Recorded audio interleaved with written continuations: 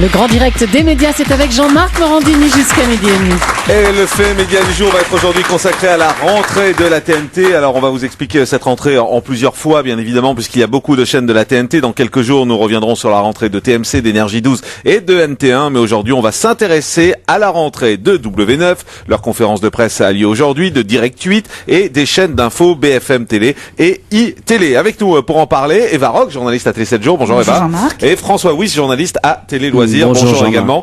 Tout d'abord, un avis général, Eva Rock, concernant ces chaînes W9, Direct 8, BFM, iTélé. Est-ce que vous avez le sentiment qu'aujourd'hui, elles passent à la vitesse supérieure, c'est-à-dire que ce sont aujourd'hui de vraies grandes chaînes? Exactement, et même pour l'anecdote, en fait, comme les autres chaînes hertziennes, elles font des conférences de rentrée, elles ont des campagnes de pub avec affichage, elles ont des animateurs qui sont plus les antichambres, des animateurs un peu has-been ou des visages peu connus, mais elles mettent en avant des visages qu'on connaît, qu'on a déjà vus sur les chaînes hertziennes, donc c'est vraiment aujourd'hui des chaînes comme les autres. François Wyss, même sentiment? Oui, je confirme, mais en plus des animateurs, elle récupère aussi des concepts qui ont fait florès sur les plus grandes chaînes. Je pense par exemple, on en reparler à X Factor sur W9. On va commencer par ça justement. Donc W9 qui va lancer X Factor. Alors d'abord, expliquez-nous ce que c'est X Factor. Alors X Factor, c'est un peu comme la Starac et Nouvelle Star, mais c'est un concours de chant un peu plus large, c'est-à-dire que tout le monde peut postuler, pas seulement les jeunes et beaux personnages qui chantent moyennement, ceux qui chantent bien, ceux qui chantent pas bien, ceux qui sont jeunes, ceux qui sont vieux. Donc on est un petit peu à mi-chemin entre incroyable talent et un concours de chant, si vous voulez, dans l'esprit. Mais c'est purement sur le chant. Et on a le sentiment là quand même que W9 a cassé sa cagnotte pour faire cette émission. Oui, parce qu'apparemment ils sont dans des budgets qui pourraient être, enfin pas ceux de TF1 ou d'M6, mais en tout cas qui sont des budgets d'une grosse chaîne hertzienne pour le faire. Effectivement, on parle de 5 millions d'euros, hein. C'est le prix qui circule en tout cas pour X Factor. En tout cas, il y a des sélections en province, il y a des plateaux de prime en direct, donc c'est franchement une grosse machine pour W9. Eva?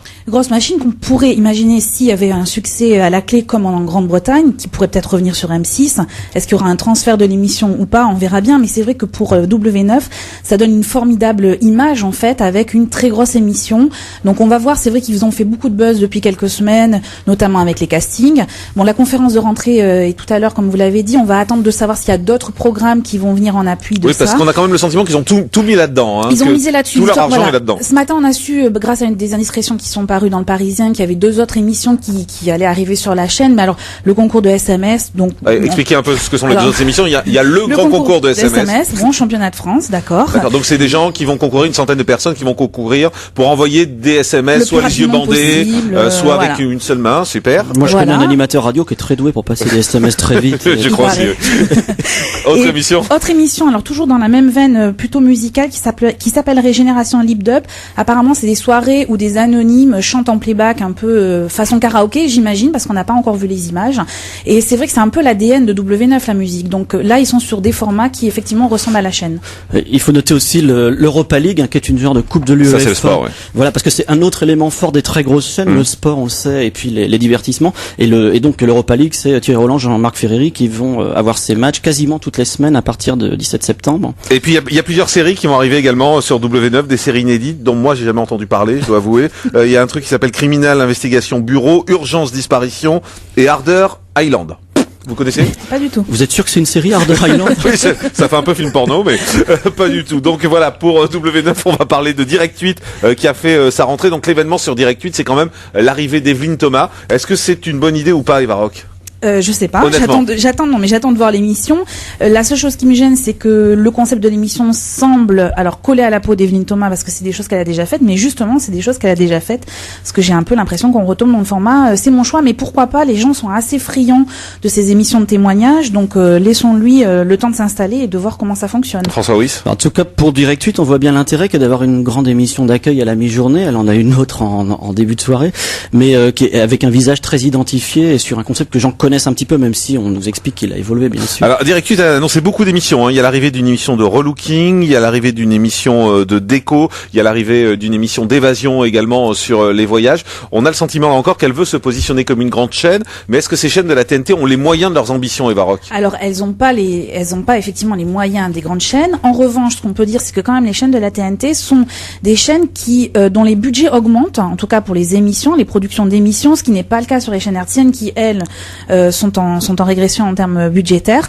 Donc elles se donnent un peu plus les moyens, mais c'est vrai qu'elles n'ont pas, par exemple, les moyens de s'offrir des grands animateurs qu'on peut voir sur TF1 ou France Télévisions. Mais est-ce que sur les concepts et sur les émissions qu'ils vont mettre à l'antenne, François Wyss, vous avez le sentiment qu'ils sont capables aujourd'hui de faire l'équivalent de ce que font les grandes chaînes? En tout cas, ils mettent le paquet effectivement comme W9, si on l'a dit, sur X Factor, mais sinon c'est se différencier. Par exemple, je pense sur Direct 8, on parle de Direct 8, de l'émission de François Simon qui s'appelle Les Dessous de table. François Simon, c'est ce chroniqueur gastronomique dont personne ne connaît le visage. Qui était sur Paris Première avant. Voilà, mais il vient faire une émission plus généraliste sur la cuisine tout en continuant à ne pas montrer son visage, donc c'est très original. Je sais pas si une grosse herdienne aurait eu l'audace de mettre ça à l'antenne. Ça veut dire que l'avenir de la TNT, c'est quoi? C'est sur plutôt de l'innovation, plutôt créer que faire du grand spectacle? De toute façon, ça a toujours été l'avantage de la TNT, c'est avec des moyens inférieurs, ils sont obligés de faire preuve d'originalité et de créativité, autant en termes de fiction que d'émissions de télé-réalité ou des émissions classiques.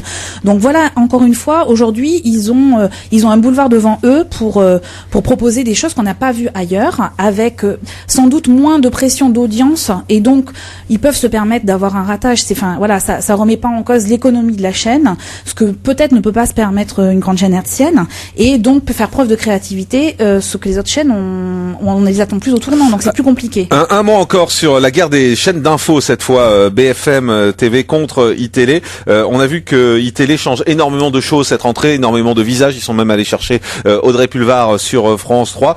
C'est une guerre entre ces deux chaînes d'infos. Est-ce que iTélé peut prendre l'avantage cette saison, selon vous, Eva Roch? Je sais pas. En tout cas, ils sont sur deux stratégies différentes. iTélé, c'est plutôt offensif et people, parce qu'on a des visages un peu plus connus. Après, en soi, la chaîne, c'est une chaîne d'infos. Il n'y a pas de grands rendez-vous qui vont arriver. Peut-être l'émission politique d'Audrey Pulvar à 17h le dimanche, mais bon, à voir. Pour l'instant, on ne sait pas ce que ça va donner. En revanche, BFM, eux, alors ils ont misé autrement, c'est-à-dire qu'ils gardent la chaîne, la grille, toujours de l'info évidemment, avec un maximum de direct. Ils vont miser sur les nouvelles technologies. Eux, leur avantage, c'est que ils ont envie que les gens dans le métro ou dans les transports en commun puissent se brancher via leur téléphone portable sur BFM. Donc ils ont misé plutôt là-dessus et un peu sur l'impertinence. Avec R0 qui arrivera à 20h tous les jours sur BFM TV. Avec Sarko Info. Moi, je suis pas du tout d'accord avec Eva en ce qui concerne iTélé, parce que j'ai l'impression vraiment qu'ils prennent un virage en faisant des tranches info, 3 tranches info dans la journée, et qui est une façon d'essayer de mettre, là encore, une innovation, le schéma radio à la télévision. C'est-à-dire ce que vous faites sur Europe, où on peut faire rue Bayard, pas très loin d'ici. Ça consiste à vraiment avoir une tranche, qui est un petit peu une tranche napolitaine, où on trouve un petit peu de tout, des chroniques, des débats, du hard news. Donc c'est un petit peu l'idée de Pulvar, mais également le soir, le 22h minuit, et le midi également, il y a un 12-14 qui est sur cette tranche-là. Quant à BFM, je suis assez surpris quand même de ce qu'ils font, puisque jusqu'à présent, BFM, c'était à l'américaine du hard news un petit peu sérieux avec des animateurs un peu avec des têtes de premier de la classe. Là, on va faire un Sarko Info à 22h30. Bon, je demande à voir. C'est un petit peu à l'heure où iTélé se BFM TVise. C'est assez étrange ce croisement dans l'escalier. BFM fait le bonheur des zappeurs le matin, notamment avec Louise Eclade qui est magnifique et qui passe toujours... sur W9D. Ouais, et qui qui est extrêmement BFM, décontracté pour une chaîne d'info. Moi, je suis pas tout à fait d'accord, et notamment iTélé pour les tranches d'info. D'abord, c'est le but d'une chaîne d'info, et par ailleurs ils sont toujours pris dans le carcan de l'info et du direct. Donc de toute façon, ils auront beau prévoir de grands rendez-vous, ils sont soumis quand même aux aléas du direct et de l'info. En tout cas, la concurrence sera rude entre ces deux chaînes d'info. On va continuer à la suivre cette saison. Merci beaucoup Eva Roch, journaliste à Télé 7 jours. Merci François Wyss, également de Télé du Loisir, d'avoir été avec nous pour le fait média du jour, donc consacré aujourd'hui à la rentrée sur la TNT de W9, de Direct 8, de BFM TV et de iTélé. Dans un instant, juste après la pub, notre invité qui va nous accompagner en direct et en public jusqu'à 12h30 et Laurent Stork qui nous rejoindra dans ce studio. C'est le directeur des programmes de TF1. Si vous voulez lui parler directement, lui donner votre avis sur les programmes, lui parler des projets de la chaîne, faire le bilan de cet été, vous n'hésitez pas, vous nous appelez au 39 21 sur Europe 1. 39 21. À tout de suite, il est 11h12. Jean-Marc Morandini sur Europe 1. Le grand direct des médias. Europe 1. Jusqu'à 12h30, le grand direct des médias. Jean-Marc Morandini. Et je vous propose d'accueillir tout de suite celui qui va nous accompagner jusqu'à 12h30. C'est Laurent Stork, directeur des programmes de TF1, qui nous rejoint dans ce studio. Bonjour et merci d'être avec nous. Bonjour. Si vous voulez interroger Laurent Stork, vous faites le 39-21 pour lui parler directement. TF1 a fait sa rentrée officiellement la semaine dernière avec la conférence de presse. La vraie surprise que l'on a eue dans cette conférence de presse, c'est le nombre de nouveautés que vous avez annoncées. On a le sentiment qu'après une année où TF1 était un peu endormi, tout à coup là il y a un vrai réveil et vous avez décidé de passer à l'offensive. On se trompe ? C'est exactement ce qui s'est passé, sauf que c'est 1 an et demi de travail, on n'était justement pas endormis, mais c'est vrai qu'il y avait des programmes en fin de cycle, et ça prend du temps. Une fiction française, c'est 2 ans à 3 ans de travail, même un programme qu'on appelle de flux, donc une émission de variété, c'est de toute façon 9 mois de travail. Voilà, elles arrivent à l'antenne bientôt, on a une 40aine de nouveautés, nous allons les égrener dans la grille, évidemment on va pas les mettre toutes d'un coup, mais c'est vrai que il y a un très beau travail d'une équipe de 140 personnes. On est très fiers. Pourquoi pas avoir dit plus tôt que vous étiez en train de préparer des émissions, que des choses allaient arriver? On a le sentiment que vous avez un peu laissé dire l'année dernière les gens qui disaient cette équipe ils sont pas très à la hauteur, ils n'ont pas d'idées. Vous avez un peu laissé dire pour surprendre aujourd'hui dans cette rentrée? Je crois que c'est une question de tempérament. Je suis pas particulièrement j'aime bien prouver par les actes plus que par les paroles. Moi, ça fait quand même presque 1 an que je suis très rassuré, je sais ce qu'on va avoir. Maintenant, le deuxième travail qu'on a, puisque nous sommes diffuseurs, c'est que les producteurs français, et de tout genre de programmes, doivent également comprendre le message qu'on fait passer, et ça prend du temps. On a 2 types de démarches, celle qui est à l'interne avec nos collaborateurs, et puis on a les 300 producteurs français qui bossent pour nous, et qui eux-mêmes ont dû prendre conscience d'à quel point l'arrivée de la TNT nous faisait changer la nature de notre travail et de nos programmes. Je pense que c'est à maturation. Il y a un festival de La Rochelle sur la fiction française qui c'est dans quelques jours. On a parlé à son dirigeant hier. Ça y est, ils ont compris.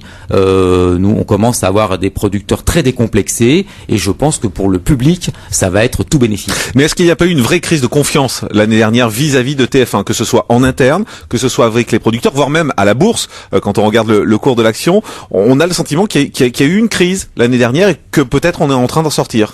C'est vrai que le fait que 80% voire 85% des Français reçoivent 18 chaînes minimum au lieu de 6 et tout ça en moins d'1 an, ça a été très soudain pour une entreprise comme la nôtre. Mais Nonce Paolini et l'équipe dirigeante avaient à peu près compris depuis 2 ans ce qui se passait.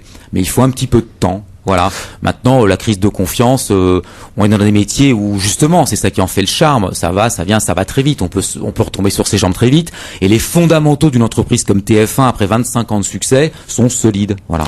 On va parler de l'été et puis on parlera juste de la rentrée ensuite. On a quand même le sentiment que l'été a été divisé en 2. Il y a une première partie qui a été difficile parce qu'il y avait le Tour de France sur France Télévisions. TF1 a énormément souffert et puis ensuite vous avez un peu repris la main. Ce Tour de France, vous avez beaucoup de mal quand même. Alors, on a l'habitude en réalité, chaque année le Tour de France est un fantastique programme de nos concurrents. Mais ça veut dire que vous êtes résigné quand vous dites on a l'habitude? En tout cas, on connaît l'étiage de nos audiences avec le Tour de France en face, et le mois de juillet d'ailleurs n'a pas du tout été si mauvais que ce que vous dites, mais c'est vrai qu'on sait que quand il y a le Tour de France en face, on a fort à faire. Nos films en particulier ont très bien résisté, et ainsi que l'ensemble, la famille formidable a très bien résisté, mais le Tour de France, voilà, c'est un beau programme qui est en phase depuis de nombreuses années. Il y a un regain d'intérêt pour ce programme depuis 2 ou 3 ans. Voilà, c'est tout à l'honneur de nos concurrents. Quand on regarde les audiences aujourd'hui, on s'aperçoit que TF1 a souvent été leader pendant l'été sur les premières parties de soirée, sur les deuxièmes parties de soirée, mais c'est un petit leader entre guillemets. C'est un leader avec 22, 23, 24, 25% de part de marché si on exclut les grandes séries américaines. Ça aussi, c'est quand même nouveau. Non là, je pense que non, les chiffres sont erronés. On doit faire on a fait un été autour de 27% d'audience. Oui, en mettant les séries américaines dedans. Mais oui, mais si ma grand-mère en avait, ce serait qui vous savez. Donc non, mais on peut pas raisonner comme ça. Nous, on a tous les genres de programmes, on a un équilibre des programmes. Joséphine a été un très grand succès, Les Experts aussi, Mon incroyable fiancé, Le Juste Prix. Non, il y a eu des succès dans tous les genres de programmes et on a fait un très bel été et on a été non seulement leader sur toutes les tranches horaires, mais sans vouloir, j'ai rendu honneur à mes concurrents. Maintenant, je vais dire ce que je vais dire. Nos scores d'access correspondaient à leur score de prime. C'est quand même vous dire à quel point notre leadership est conséquent. Vous avez cité Mon incroyable fiancé en disant que c'était un incroyable succès. Vous avez vraiment ce sentiment, la fin c'est clair a été un beau chiffre, mais c'est très en dessous de ce qu'avait été la première édition de Mon incroyable fiancé. Mais parce que on n'était pas sur la même nature de programme. Là on s'attaquait à un sujet délicat, on a fait avancer quand même les mœurs, on a prouvé qu'on pouvait être dans notre temps. Et la presse d'ailleurs nous a rendu hommage et on a révélé Christopher qui est quelqu'un qui est du public. C'est ce qui est amusant, c'est que il y a 4 ans, c'est Laurent Ronac qui était le comédien qui a été mis en valeur, et cette année finalement, c'est le entre guillemets le candidat qui a été mis en valeur, et on a affaire à une très très grande personnalité. Tout ce qu'il a dit au cours de ce programme était magique, et le programme n'a cessé d'augmenter en audience. Un mot encore sur l'Access Prime Time dont vous parliez, c'est-à-dire la tranche 18h-20h. Là, c'est un énorme succès pour TF1. Le retour de la gaffe a été un vrai plébiscite, avec des audiences que TF1 n'avait pas atteint depuis très longtemps dans cette tranche horaire, avec plus de 35% de part de marché. Mais est-ce que ça veut pas dire aussi que quand les programmes sont bons, TF1 peut continuer à faire 35% malgré la TNT et malgré les 18 chaînes gratuites? Écoutez, oui, la vraie difficulté, oui, quand les programmes sont bons, on peut même faire 40% et voire 45%. Et d'ailleurs, sur Secret Story, il y a des jours où on est à 55%. La difficulté aujourd'hui, c'est que avec 18 chaînes et plus, les téléspectateurs sont devenus extrêmement volatiles, donc zappeurs. Voilà. Mais si vous êtes capable de faire 35 ou 40 avec un programme, quand vous faites 22, ça veut dire que l'excuse c'est pas forcément la TNT, c'est aussi que le programme est peut-être pas exceptionnel. Ne dites pas mon patron, c'est tout. Hein. Mais vous avez raison. Bon, on va parler dans un instant des nouveaux programmes que vous allez mettre sur l'antenne, et il y en a beaucoup, on le disait tout à l'heure. Auparavant, justement, on va jeter un petit coup d'œil du côté des audiences d'hier. Les audiences d'hier avec les experts Miami qui est leader. Les 3 volets ont réuni en moyenne 7 200 000 téléspectateurs, plaçant TF1 largement en tête des audiences de la soirée. Les parts de marché ont atteint 32,5% sur les 4 ans et plus, et 40% sur les ménagères de moins de 50 ans. Heureusement qu'il y a les experts à TF1 quand même. Non, il y a aussi Esprit criminel, il y a aussi Joséphine, je vous le répète, il y a Mission Impossible 3 dimanche soir, il y a Koh-Lanta, il y a un match de foot samedi. Non, il n'y a pas que les experts sur TF1. Bon score pour Rendez-vous en terre inconnue sur France 2. Gilbert Montagnier et Frédéric Lopez se sont envolés pour le Zanskar à l'extrême nord de l'Inde. 4 800 000 téléspectateurs, plaçant France 2 donc en deuxième position des audiences de la soirée. La part d'audience atteint 18,9% de part de marché. Desperate Housewife a séduit les ménagères sur M6 avec la saison 5. Les 2 épisodes ont réuni 3 700 000 téléspectateurs, 14,6% sur les 4 ans et plus, mais 25,4% sur les ménagères de moins de 50 ans. À noter que France 3 est 4e. Elle rediffusait le téléfilm Le Lien sur la Seconde Guerre mondiale. Et puis à 22h05, le documentaire sur les rafles d'août 42 a séduit 8,4% du public. Frédéric Bonneau nous en parlera tout à l'heure dans sa chronique.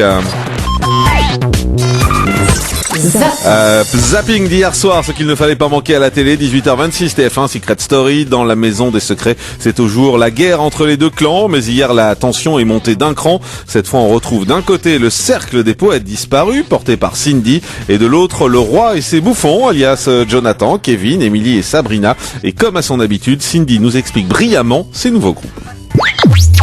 Ici il fallait des rois et des bouffons. Ils n'ont pas cherché à faire un cercle des poètes disparus. Ils ont eu envie de faire, eux, de leur côté, l'autre clan, à faire le roi et ses bouffons et bouffonnes.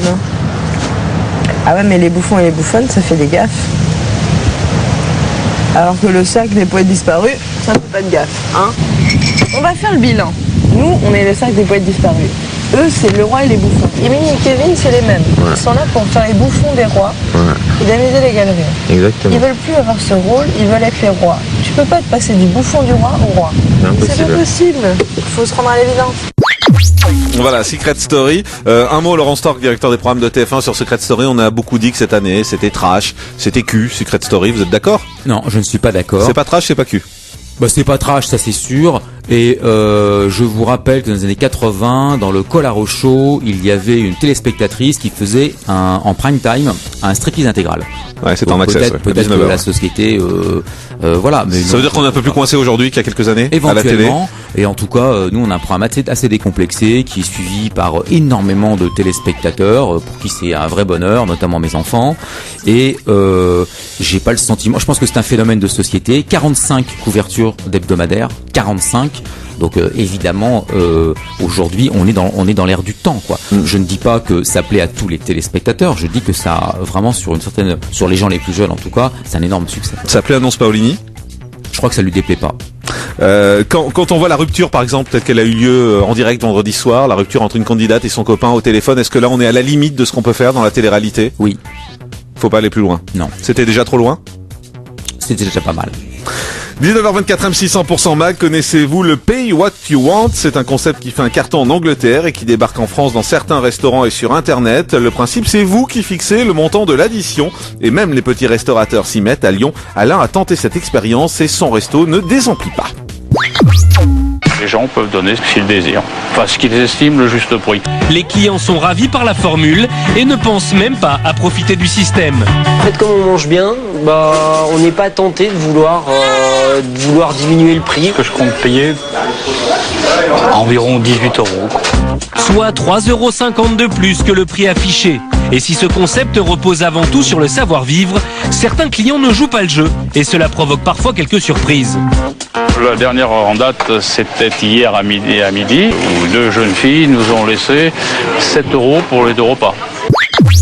Voilà, c'était M6 hier soir. 100% Mag, 22h25, France 2, rendez-vous en terre inconnue après son périple au cœur de l'Himalaya où il a fait la rencontre de Dolma et de son fils Dorje. C'est l'heure du départ pour Gilbert Montagnier. Il doit quitter cette famille si attachante. Et juste avant de partir, Frédéric Lopez lui demande ce qui lui passe par la tête. Une question qui submerge d'émotions. Gilbert Montagnier. Dans ma tête, c'est difficile de maîtriser l'émotion. En même temps, je sais que j'appartiens pas à ce pays, ni à ce monde-là, mais ça me fait beaucoup de peine. Je sais pas pourquoi d'ailleurs, pourquoi ça me ferait de la peine, parce que ces gens sont très bien, ils sont très bien dans leur monde. Et alors c'est peut-être effectivement qu'on se dit que on les verra peut-être plus et que parce que les photos, les images, c'est bien, mais le vivre en réel, c'est vraiment mieux. C'est vraiment mieux. Voilà, rendez-vous en terre inconnue hier soir. Laurent Stork, directeur des programmes de TF1. Vous avez regardé, je suppose, déjà au moins une fois Rendez-vous en terre inconnue. C'est un beau programme, ça. Oui, c'est un très beau programme. Oui. Pourquoi TF1 ne l'a pas fait?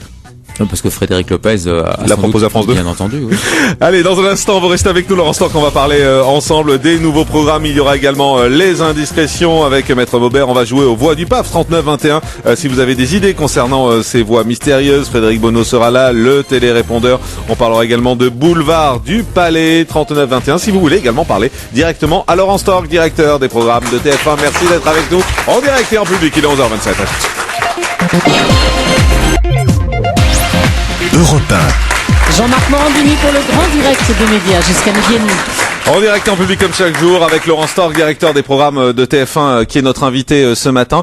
Quelle est la ligne directrice quand vous avez construit la grille de rentrée de cette nouvelle saison? Qu'est-ce que vous vous êtes dit? Proximité, c'est ce qui semble ressortir en particulier concernant les séries qui vont être énormément tournées en province. Et puis on a proximité, on avait envie de solidarité avec les gens par rapport à la période, le plus possible d'humour, même si évidemment c'est transversal à l'ensemble de nos programmes, et je pense que ça explique en partie le retour avec beaucoup de succès dans le juste prix de La Gaffe, donc de la comédie, et puis voilà, donc une bonne humeur sur tous les programmes, et surprendre les téléspectateurs, c'est-à-dire que lorsqu'on a un programme, on essaye de se dire voilà où est-ce qu'on peut mettre un élément de surprise qui fasse que notre grille elle est extrêmement lisible. C'est très très important aujourd'hui dans un univers à 18 chaînes de savoir ce qu'on aura le matin en partant à son travail, ce qu'il y aura sur TF1 le soir même comme genre. En revanche, attention, il faut être lisible mais pas prévisible. C'est pour ça d'ailleurs que dans Tournée Manège, on a trouvé bien de mettre Coé parce que c'était un élément de surprise. C'est pour ça que Secret Story est quasiment construit sur la surprise et la voix est un élément de jeu qui est justement qui peut induire les candidats dans toutes les directions. C'est là-dessus qu'on travaille énormément avec Endemol et dans nos fictions françaises, si on peut, on fait des contre-pieds. Vous avez parlé de La Gaffe à l'instant. Est-ce qu'il reviendra sur TF1? Oui, et sans doute dans le juste prix d'ailleurs. Mais quand? Parce qu'il avait pas l'air, lui, visiblement, très très enthousiaste à l'idée de revenir. En tout cas, il a dit qu'il avait beaucoup d'autres choses à faire. Il a beaucoup d'autres choses à faire. Je sais d'ailleurs ce qu'il souhaite faire. Il est enthousiaste pour revenir. C'est vrai que sur la date, on a beaucoup de nouveautés. Il va falloir qu'on fixe une date dans les semaines à venir. Sur la télé-réalité, ça c'est aussi un des grands retours de cette année. Secret Story a été prolongé jusqu'à fin septembre parce que c'était un carton. Il y a La Ferme Célébrité, il y a d'autres projets avec Koh-Lanta. Ça veut dire que TF1 revient à la télé-réalité après avoir un peu abandonné le genre, en tout cas avoir été un peu plus réticent là-dessus peut-être? Alors ce qui se passait sur la télé-réalité, c'était comment renouveler des genres où on avait quand même des succès immenses. Aujourd'hui, le fait de mettre la ferme célébrité en plein hiver, en Afrique du Sud, avant la Coupe du Monde de foot, avec aucun décalage horaire, où il fera extrêmement chaud et où les poules et les vaches seront remplacées par des girafes et des hippopotames, quand Endemol est arrivé dans le bureau avec cette idée, on a tout de suite dit oui. On l'a trouvé très brillante l'idée. Donc ça se passe comme ça. C'est pas qu'on se dit on va faire de la télé-réalité, on se dit où sont les programmes intéressants, et lorsqu'ils sont intéressants, on essaye de les produire et de les diffuser. Mais c'est exactement pareil sur une fiction française. Quand on m'explique que Reichmann peut être vétérinaire à Thoiry et que ça va s'appeler Victor Sauvage, nous disons oui également. Et puis c'est vrai également quand on a programmé Fringe avec le succès que vous savez, et quand on mettra The Mentalist avec Simon Becker, on a vu The Mentalist qui est une série de la Warner, on l'a trouvé exceptionnelle, et voilà, et on va la diffuser assez rapidement sur TF1. Ainsi tous les magazines que vous avez peut-être on y avec viendra moi. tout à l'heure, oui. Voilà, on a plutôt renversé. On s'est dit voilà, quand c'est bien, c'est bien. Si c'est la télé-réalité, très bien. Il y en a pas tant que ça. La télé-réalité provoque un effet médiatique énorme. Et puis c'est en quotidien également. Et c'est en quotidien. Vous avez tout à fait raison. Donc 45 couvertures. Moi j'avais parié, je pensais qu'on en avait fait 15 quand on avait dit mais combien tu crois qu'il y en a eu? Mais 45, c'est phénoménal. Sur la ferme célébrité, c'est Christophe de Chavannes qui va la présenter? Ah, sans doute, oui. Sans doute, c'est en train de se faire. Bah après, ça dépend effectivement du planning de Christophe de Chavannes. Vous savez qu'il est quand même beaucoup à l'antenne de TF1. Je pense qu'il aura envie de le faire. Allez, on va passer aux indiscrétions. Les indiscrétions avec Maître Maubert, et on démarre avec cette bonne nouvelle pour certains. En tout cas, c'est l'île de la Tentation qui va revenir. Nous vous le réveillons dès hier après-midi sur le blog. Oui, alors Laurent Stork, pas de panique, personne à TF1 n'a décidé dans votre dos de remettre à l'antenne cette bonne vieille émission, une émission que le PDG de TF1, on s'en souvient, dans Spolini, ne voulait plus voir. Il l'avait clairement expliqué l'année dernière. Mais donc on peut vous révéler que l'île de la Tentation va revenir, et ce sera sur une chaîne de la TNT. Endemol, qui produit aussi Secret Story, vous venez de le dire Laurent, a racheté le concept à TF1 Productions et l'a proposé à une chaîne de la TNT. Alors on ne sait pas encore laquelle, peut-être Énergie 12, friande de ce genre de télé-réalité un petit peu leste, on va dire. Peut-être aussi, pourquoi pas, TMC ou NT1 qui font partie du groupe TF1. Vous avez peut-être des infos là-dessus d'ailleurs, Laurent Stork? Non, merci. Il reste aussi W9, pourquoi pas, même si on a un petit peu de mal à imaginer que la filiale de M6 reprenne une ancienne émission de TF1. Laurent Stork, Emmanuel Maubert disait l'île de la Tentation, TF1 n'en voulait plus. C'est très différent, l'île de la Tentation et Secret Story. Ah bah complètement. Il y en a un qui est un jeu et l'autre qui est une sorte de dating amélioré. Et puis surtout, on peut pas à la fois nous dire mais pourquoi vous laissez des émissions trop longtemps à l'antenne jusqu'à qu'elles s'érodent, et quand on les enlève, nous demander pourquoi elles s'enlèvent. On fera de plus en plus ça. On enlèvera des émissions même si elles ont encore un peu de succès, parce qu'il faut en mettre d'autres à la place, et que c'est bien d'assurer ce renouvellement pour autant que ce soit équilibré. On reste dans l'univers de la télé-réalité un peu chaude avec les Frenchies, le programme produit par Jérémy Michalak. Oui, de nouveaux numéros des Frenchies à Miami ou à Rio devraient arriver bientôt sur Énergie 12. Il s'agit, vous le savez, pour de jeunes garçons d'embrasser un maximum de filles sur la bouche. Quant à l'adaptation allemande de ce jeu, eh bien, elle est carrément victime de la grippe A, figurez-vous. Dans French Kiss, c'est le titre de la version allemande, les producteurs ont décidé de changer les règles du jeu, terminer en effet les fameux French Kiss, les baisers fougueux avec la langue. Désormais, à cause donc de la grippe A, les filles devront simplement s'agenouiller devant les garçons. Ouais. Voilà, c'est tout. Ça n'ira pas plus loin, enfin on imagine. Oui, on espère en tout cas. Plusieurs chaînes de la TNT réclament elles aussi un canal bonus. Oui, ce canal bonus est offert aux chaînes historiques, TF1, Canal+, M6, une fois que le signal analogique sera définitivement éteint, donc en fin 2011. Mais les nouvelles chaînes de la TNT veulent elles aussi profiter de ce cadeau. Hier, Alain Veil, le patron de BFM TV, a expliqué qu'il allait demander à profiter de cette mesure auprès du CSA. Il est rejoint dans cette démarche par Direct 8 et Énergie 12. Ouais, ça ferait des chaînes gratuites en plus encore sur la TNT, sachant que donc il y aura des chaînes bonus pour TF1, pour Canal et pour M6. Il va pas commencer à y en avoir trop là pour vous Moi, ça fait 2 ans que je dis à mes équipes d'être le meilleur possible. On a une concurrence qui a triplé. À nous d'être 2 fois meilleurs au minimum. Le boxeur Brahim Asloum réclame une très grosse indemnité à Canal+. Oui, pas moins de 15 millions d'euros. Dans le journal L'Équipe ce matin, l'avocat de Brahim Asloum explique que son client assigne en justice Canal+, la chaîne cryptée, n'ayant pas diffusé l'ultime combat du boxeur en avril dernier. Les deux parties n'étaient pas tombées d'accord financièrement. Il s'agit d'une procédure en responsabilité pour une rupture abusive, fautive, déloyale, sans écrit et sans préavis d'un contrat démarré en 2001, ajoute l'avocat du boxeur. On en disait un mot tout à l'heure, W9 va lancer le championnat de France de SMS. Ah oui, pour mémoire, ce sera donc une émission qu'animera Stéphane Rothenberg. Ça, pour le coup, ça va le changer de Pékin Express. Les concurrents devront écrire le plus vite possible des SMS. Certains le feront, vous le disiez Jean-Marc, les yeux bandés. Ça s'annonce franchement palpitant. Ah oui, ça donne envie. Ouais. Si ça vous dit, ce sera au moment des vacances de la Toussaint. Et puis Paris Première qui lance une nouvelle série qui s'annonce assez hot. Oui, c'est en tout cas comme ça que la chaîne l'avant cette série. Il faut dire que dans Satisfaction, il s'agira de suivre le quotidien de call girls dans une maison close de luxe à Melbourne, en Australie. Et pour appâter le chaland, Paris Première diffuse sur son site internet et gratuitement les 2 premiers épisodes de la série, paris-première.fr. Vous pouvez regarder dès maintenant si ça vous dit. Et sur la chaîne. Après l'émission quand même peut-être. Pour dimanche prochain. Oui, à 13h30 ou ce soir ou ce week-end ou cette nuit. Voilà. À propos de choses hautes, cette info étonnante concernant les journalistes de iTélé. Oui, 13 journalistes de la chaîne Info de Canal ont en effet décidé de porter plainte contre un blog qui avait pour objectif de révéler la vie privée des journalistes de iTélé. C'est même le titre de ce blog qui aujourd'hui semble être fermé. C'est le site du magazine Voici qui en parle aujourd'hui. Sur ce blog, on trouvait les pseudo-histoires de fesses des journalistes et des présentateurs de iTélé. La police a ouvert une enquête et elle a visiblement retrouvé l'auteur de ce site qui a été convoqué et qui fait maintenant l'objet d'une procédure judiciaire. Merci beaucoup, Maître Maubert. Europe 1, le grand direct des médias. Les voix du PAF. Allez, vous le savez, on joue tous les jours 39-21 pour nous joindre au standard d'Europe 1. On joue avec les voix du PAF. Il y a 4 voix à découvrir. C'est la rentrée. Il y a pas mal de nouvelles émissions cette année. Et on connaît 3 de ces voix, Julie. Jean-Pierre Pernaut en 1, en 3 Sébastien Follin et en 4 celle d'Alessandra Sublet. Très bien, vous n'arriverez jamais à le dire. On réécoute. C'est la rentrée. Il y a pas mal de nouvelles émissions cette année. Allez, tout de suite direction le standard. 3 propositions. On commence avec Myriam. Bonjour Myriam. Bonjour Jean-Marc. Vous nous appelez de Colmar. Bienvenue sur Europe 1. Vous pensez à quoi et à qui? Alors, donc en 1, Jean-Pierre Pernaut. Oui. En 2, Karine Marchand. En 3, Sébastien Follin. Et en 4, Alessandra Sublet. Mais c'est bien joué parce que Karine, on ne nous l'avait pas proposé encore. Si, une fois. Mais ce n'est pas elle. Merci de dire le contraire de ce que je dis, Julie. Jean-Marie, bonjour. Oui, bonjour. Bienvenue sur Europe 1. Vous nous appelez du Morbihan, on vous écoute. Oui, La Roche-Bernard, exactement. Oui. Alors moi, je pensais donc Pernaut en 1 et en 2, Catherine Ney. Eh non, ce n'est pas Catherine Ney non plus. On rajoute 20 €. Merci beaucoup. Sébastien, bonjour de Niort. Oui, bonjour Jean-Marc. Alors, vous pensez à qui, Sébastien? Alors, je pensais à Jean-Pierre Pernaut, Valérie Damido, Sébastien Follin et Alessandra Sublet. Eh non, ce n'est pas elle non plus. On rajoute encore 20 €. Merci Sébastien. Je vous rappelle que lundi, si on n'a pas de nouveau là-dessus, eh bien on vous donnera un indice qui vous permettra de découvrir qui est peut-être cette voix mystère. On en est où, Julie? 1880 €. 1880 €. Le grand direct des médias sur Europe 1.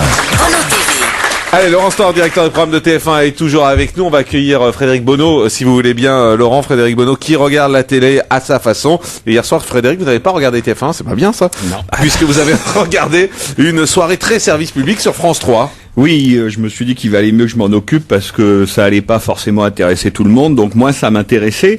C'était très service public. Bon, d'abord à cause du thème qui n'est pas le plus gai du monde. C'était consacré à la déportation des Juifs en France durant la Seconde Guerre mondiale.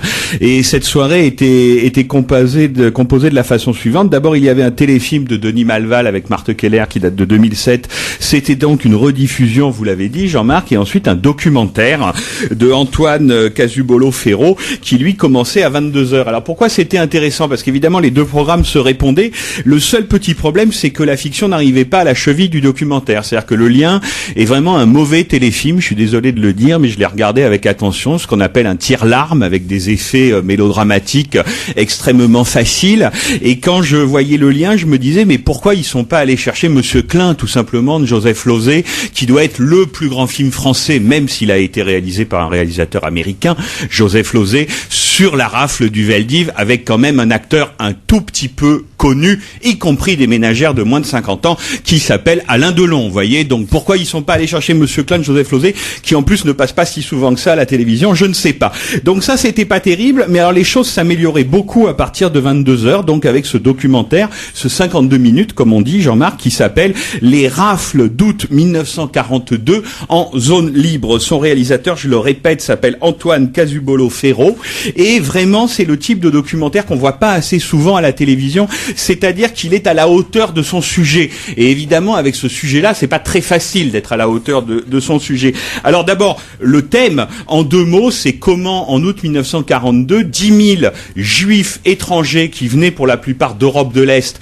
et qui donc avaient fui l'antisémitisme et l'avancée des troupes allemandes s'étaient réfugiés en France, et comment l'État français, la zone libre, dirigée par le maréchal Pétain et Pierre Laval, son premier ministre, n'ont rien trouvé de mieux que de livrer ces 10 000 personnes, femmes, enfants, vieillards, hommes, 10 000 personnes, aux nazis alors qu'ils étaient en zone libre. Donc il faut bien comprendre, Jean-Marc, que c'est un crime français. C'est-à-dire que ce ne sont pas des soldats allemands qui sont allés arrêter ces gens, c'était des policiers français. Vous vous rendez compte, des policiers français, et le documentaire insiste beaucoup là-dessus. Dans l'histoire de la Seconde Guerre mondiale et dans l'histoire de la déportation des Juifs d'Europe, c'est la seule fois que des policiers du pays ont fait le boulot des nazis. Pour vous dire la gravité de ce crime, et la voix off nous l'explique. On écoute. Et dans une Europe sous la botte allemande, Laval n'a qu'un seul but.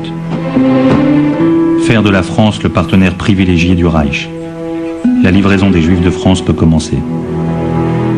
Voilà, donc pour expliquer le zèle qui a été mis à ces rafles d'août 42. Alors comment on fait pour faire un documentaire pareil? C'est ça aussi qui est très intéressant, parce que d'images, il n'y en a pas. C'est-à-dire que la déportation des Juifs était non seulement là un crime français, en l'espèce, pour commencer, mais c'était aussi un crime sans images. Il n'y a évidemment pas de film, il n'y a pas de photographie, tout devait rester secret. Donc on fait parler les témoins, on montre des lieux, on montre des cartes, on est dans une très grande sobriété, Jean-Marc, et c'est ça qui est très intéressant, c'est que c'est la sobriété qui crée l'émotion. C'est-à-dire que souvent la télévision veut des larmes, on le sait tous, on pourrait dire que la télévision est lacrivore. Tiens, je viens d'inventer un joli néologisme. Et bien là, ce qui est bien dans ce documentaire, c'est que quand les témoins se mettent à pleurer, la caméra s'en va. Et évidemment, ils se mettent à pleurer, parce que vous savez qui sont ces témoins, ça veut dire qu'ils sont revenus. S'ils sont revenus, ça veut dire tout simplement qu'ils ne sont pas partis. Pourquoi? Parce que c'était de tout petits enfants, ils avaient 1 an, 2 ans, 3 ans, et leurs parents, comprenant que c'était un voyage sans retour, vous imaginez, les ont confiés aux voisins, aux gens qui étaient là, donc ils n'ont pas pris les trains de la mort, ils sont restés en France, ils n'ont aucun souvenir de ça, et donc ils racontent comment, par exemple, une maman de 24 ans a abandonné son petit garçon de 2 ans, et c'est ce petit garçon qui raconte. Et le moins que l'on puisse dire, Frédéric, c'est qu'il aura fallu beaucoup de temps pour que la France reconnaisse sa responsabilité. Absolument, et c'est ça qui est intéressant aussi, et je vais vous vous passer un petit discours qui date de 1995, c'est quand même un moment où tout change. C'est le président Chirac, c'est un discours écrit par Christine Albanel, je crois que je me suis suffisamment moqué d'elle, enfin parfois, pour dire que c'est elle qui avait écrit ce très beau discours. Enfin, en 1995, le président Chirac reconnaît la responsabilité de l'État français. On l'écoute. Ces heures noires souillent à jamais notre histoire et sont une injure à notre passé et à nos traditions. Oui, la folie criminelle de l'occupant a été, chacun le sait, secondée par des Français, secondée par l'État français. Voilà, Chirac le dit, nous sommes en 95, et là c'est passionnant parce que après le côté tous résistants, après le côté tous collabos qui est venu remplacer le côté tous résistants, quand on voit le documentaire hier, on s'aperçoit que les choses étaient encore beaucoup plus compliquées que ça, que non, tous les Français n'étaient pas tous résistants, que non, ils n'étaient pas tous collabos, que non, ils n'étaient pas tous antisémites, mais qu'en revanche, ce crime français a eu lieu, et s'il y a 1 million de personnes, ou un peu moins d'1 million de personnes, Jean-Marc, qui a vu le documentaire d'hier, eh ben, mieux vaut tard que jamais, et ça va mieux en le disant. Merci beaucoup Frédéric Bonneau pour son regard sur la télé. Dans un instant, on se retrouve avec Laurent Stork, directeur des programmes de TF1. On parlera des séries. D'ailleurs, dans un instant, des séries qu'a mis en tournage TF1 pour la saison qui vient. Et puis, on sera avec Jean-François Balmer pour Boulevard du Palais sur France 2. Bastien Millot sera là pour nous parler de la communication de façon globale. Et puis, toutes vos questions aux alentours de 12h10, 12h15. Toutes vos questions à Laurent Stork, directeur des programmes de TF1. C'est au 39 21. Vous êtes déjà nombreux à nous appeler. Vous continuez. 39 21 sur Europe 1. Il est 12h15. Europe 1. Le grand direct des médias avec Jean-Marc Morandini jusqu'à midi. Avec Laurent Stork, qui est directeur des programmes de TF1, qui est notre invité. Dans un instant, on va parler des séries avec lui, mais auparavant, petit coup d'œil sur votre avis sur la télé. C'est le télérépondeur au 39 21. C'est vous qui le dites. Allô, oui, je voulais dire... général. Bonjour Jean-Marc. Allô? Bonjour Jean-Marc. Bonjour Jean-Marc, c'est Léonard. J'adore votre émission. Merci. Je viens de Briard et c'est pour vous dire que l'émission Secret Story, ça devient du n'importe quoi. Au début, c'était bien. Il y avait des choses qui se passaient. Maintenant, c'est de la merde, voilà. Donc mes fils aimaient bien, puis ils sont comme moi. Maintenant, ils aiment plus, voilà. Au revoir. Bonjour Jean-Marc, c'est Karine Damien. Je vous téléphone pour vous parler de Secret Story qui me fait bien rire tous les jours. C'est un moment de détente, un pur bonheur. Je me dis mais c'est pas possible. Qu'est-ce que les gens ne feraient pas pour se paraître intéressants à la télé, pour se faire reconnaître dans les rues. Mais je dis mais c'est pas possible. Ils vont traîner ça toute leur vie, quoi. C'est l'image qu'ils donnent d'eux est pitoyable. En tout cas, ça me fait rire. C'est un moment de détente. Moi qui n'ai pas de télé, grâce à vous, je me mets sur le web tous les jours pour suivre la quotidienne et je m'éclate. Eh ben, tant mieux. Gilles de Metz. Je suis père de famille. Demain matin, c'est la rentrée et je suis en train de regarder le Grand Journal avec Bec Bédé et Amélie Nothomb. On est en train de faire l'apologie de la cocaïne et de la drogue. Je trouve ça un petit peu facile. Ce sont sûrement de grands auteurs, mais malheureusement, pas forcément de grandes personnes. Je vous remercie. Bruno d'Orléans. Donc, je voulais effectivement parler de la télé de Morandini. Je suis sur Direct 8 en train de voir donc son émission. Et je voulais tirer mon chapeau pour Dorothée Christie qui l'année dernière était donc une voix, comme il l'a exprimé hier. Et cette année, donc, elle est devant la télé, devant la caméra plutôt. Et c'est super, elle est géniale cette fille. Elle est jolie. Elle a une façon d'aborder l'info qui est super rigolote, super marrante. Et donc je pense qu'il a fait un bon choix en la menant sur le plateau. Et j'espère qu'elle y restera fort longtemps. Et merci à mon avis, pour elle elle. ira loin celle-là. voilà. Eh bien, bonne émission et à bientôt. Bonjour Jean-Marc, bonjour Julie, c'est Gisèle de Lyon. Eh bien écoutez, je vais aller à l'encontre de tout ce que j'ai vu ce soir. D'ailleurs, pas en entier parce que c'était insupportable. Moi qui étais une fan de l'émission de Frédéric Lopez, Rendez-vous à Terre Inconnue, ce soir, on a joué dans l'émotionnel. Ça paraissait presque bidonné. Alors vraiment, je suis très très déçue. C'est la première fois. Je n'ai pas pu regarder jusqu'au bout. C'était, oh non, ce style à faire pleurer dans les chaumières, non, merci. Et merci Jean-Marc pour votre émission. Bonjour à tous, bonjour Jean-Marc et Julie. Je suis en train de regarder Rendez-vous en Terre Inconnue, égale à elle-même cette émission grandiose et simple. Et puis j'ai une petite question pour Julie, il me vient une phrase à l'esprit, on ne voit bien qu'avec le cœur, mais je me souviens plus qui a dit ça. Mais c'est syntaxe. Quelque part on s'en fout. C'est vrai qu'on voit bien qu'avec le cœur. Je vous embrasse, c'était Garenne Colombe. Au revoir. L'essentiel est invisible pour les yeux, le petit prince syntaxe. 3921, le numéro du standard. Vous voyez, avis très divergent concernant les différents programmes. Vous continuez à nous appeler. Europe 1, le grand direct des médias. C'est tout comme. C'est tout comme, ce sera dans un instant avec Bastien Millot. Auparavant, on va dire un mot avec Laurent Stork, directeur des programmes de TF1. On va dire un mot des séries, puisque les séries vont être très nombreuses à la rentrée sur TF1. Est-ce qu'on va réussir à sortir un peu des séries policières ? Écoutez, on fait tout pour, sachant qu'on a deux cases, une case le lundi qui va être sur la comédie et néanmoins une case le jeudi qui est une case de série policière, et les succès de Section de Recherche et de RIS ne nous engagent pas à arrêter de toute façon. Il faut juste avoir des ancrages régionaux. Nous allons par exemple développer Interpol qui se passe à Lyon, et ce qui est intéressant c'est qu'Interpol est réellement à Lyon. Section de Recherche se passe à Bordeaux. Il faut que les personnages nous ressemblent un peu plus. C'est vrai que David Caruso il est génial, mais il est à Miami et il est assez dépaysant pour nous. Ouais.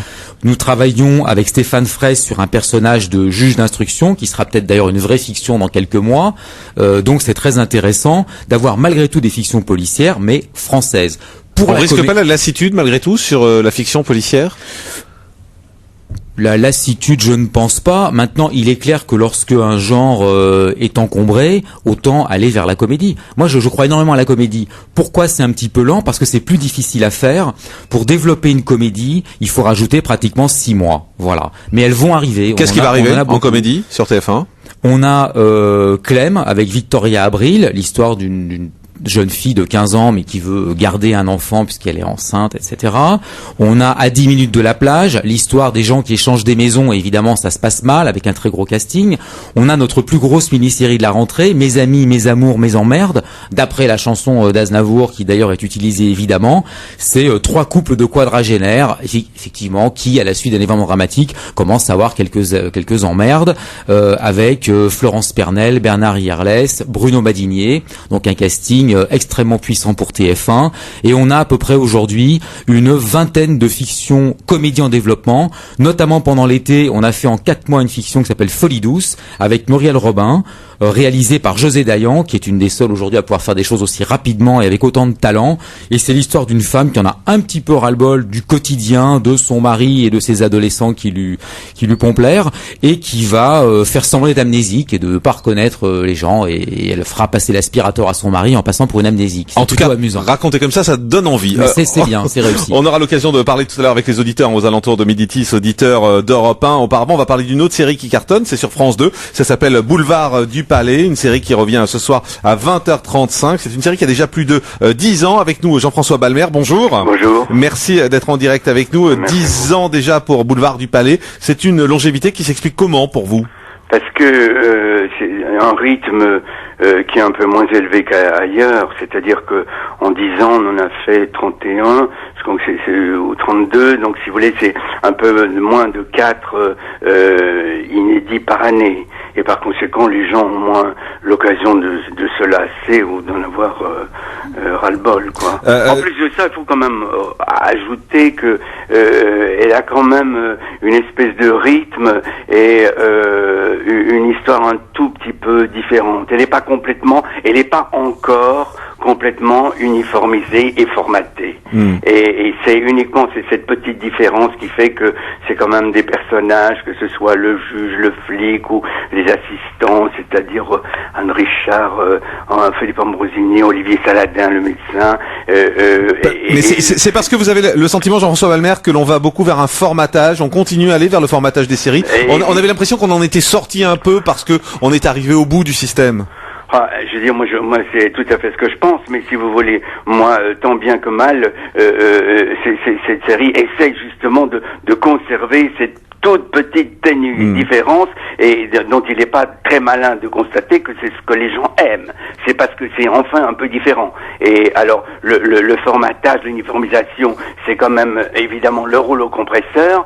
C'est dans un premier temps ce qui écrase tout, et puis tout d'un coup, individuellement, où vous croisez les gens, vous savez que ce qu'ils veulent, c'est des choses personnelles, un peu singulières, un tout petit peu différentes, un tout petit peu. Et justement, ce soir, Jean-François Balmer, Boulevard du Palais va se retrouver un mercredi, jusque-là vous étiez diffusé le vendredi, là vous êtes le mercredi face à un rouleau compresseur de TF1, c'est Esprit criminel. Oui, alors ça, moi j'avoue ne pas, à part le sport, ne pas beaucoup regarder la télévision, mais je sais que c'est une très très grosse série. Ouais, très bonne. Et c'est vrai que moi je ne suis pas responsable de la programmation. D'habitude la série était le vendredi. Il faut longtemps pour s'installer dans une série. Là, un peu sans préparation, il passe du vendredi au mercredi face à une espèce de grosse puissance de TF1. Je ne sais pas si c'est extrêmement subtil comme tactique. Et puis, en tout cas, il y a une vraie démonstration, c'est que si la série américaine est formidable, c'est dû à la qualité du scénario.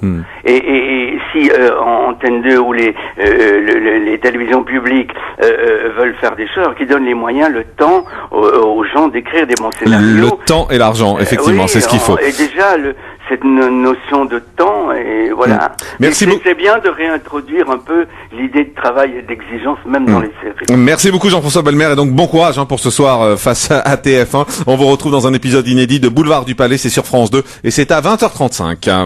Europe 1, le grand direct des médias.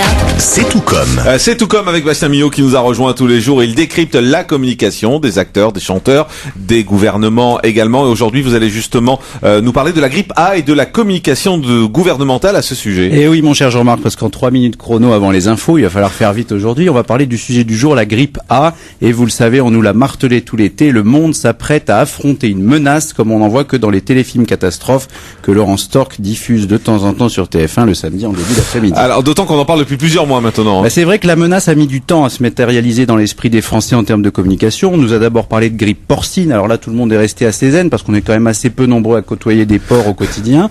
Et puis après, la grippe est devenue mexicaine. On s'est mis à traquer les gens qui toussaient à la descente des vols en provenance de Mexico, mais il n'y avait pas forcément de quoi en faire un drame.